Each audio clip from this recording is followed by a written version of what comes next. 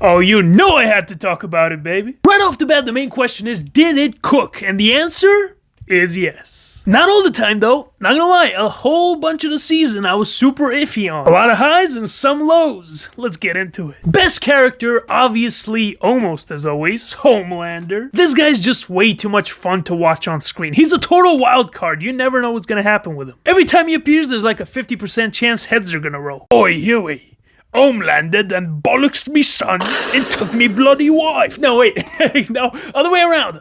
I really like what they did with Butcher this season. Broski literally had his own Yami Yugi. The only thing that kind of weirded me out was the superpower they chose for him. Why the tentacles? They literally gave him hentai powers. Now that I think about it, big W. Speaking of which, we had a lot of sus things happening this season. Jesus Christ, I thought I was on the hub half the time. I've seen milder stuff over there than in this show. The sauna scene, the dungeon scene, the milk, my god. Speaking of fuckers, Mr. Capybara himself, the peak. I gotta say, my favorite line of his, and nobody is talking about this, is when he's talking with Butcher and he just goes, "What, dude? I can barely understand you. Your accent's insane." How has nobody made any edits of that line? Kinda bummed out we didn't get to see more of the octopus. I low-key thought she was alive. A-Train was an absolute W this season. Talk about running from your problems. Bro literally pulled the Fugo from JoJo move. He just bounced out of the series. I have faith he's gonna be back in season 5, but if not, I'm perfectly fine leaving it at a happy ending. Firecracker's the new mommy of the season. Big fan, so is Homelander. Much better than Maeve. Fight me. Bro.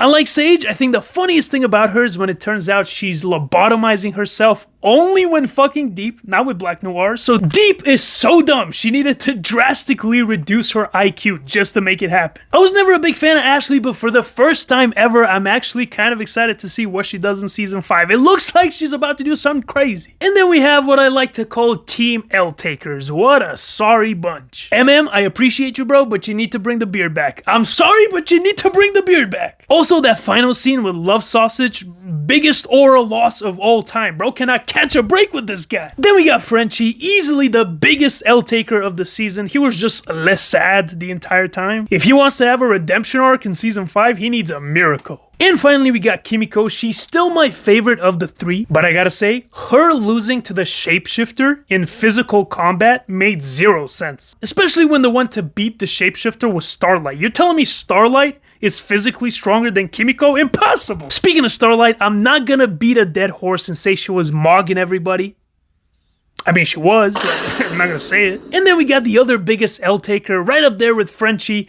Huey, get the fuck out of my face, dude. I could not care less about anything happening to his dad. His mom returning was completely unnecessary and had no impact. We spent so much time in that damn hospital. Every time he went back, I was like, dude, just fast forward this. Let me see literally anything else. Victoria Newman, so good to see you. This is unironically what happened. Giving Butcher some bonus points here, because I mean, she was not harmed at all by Homelander's laser eyes, and he's just able to rip her apart with the tentacles? How strong are these things? I keep seeing this image around, which is from the final of the comic book, where he goes to the White House and he apparently fights a whole bunch of these soups, and it looks like the show's ending might not be too different from that. And finally, saving the best for last, huge spoiler, click off now if you don't want to see it. Oh, the GOAT is back. Season 5 is gonna be crazy. I'm investing all of my stocks into Soldier Boy. I don't care. That final episode definitely redeemed a lot of the questionable scenes throughout the season. And honestly, I can't wait until 2026. Let me know what you thought of it in the comments.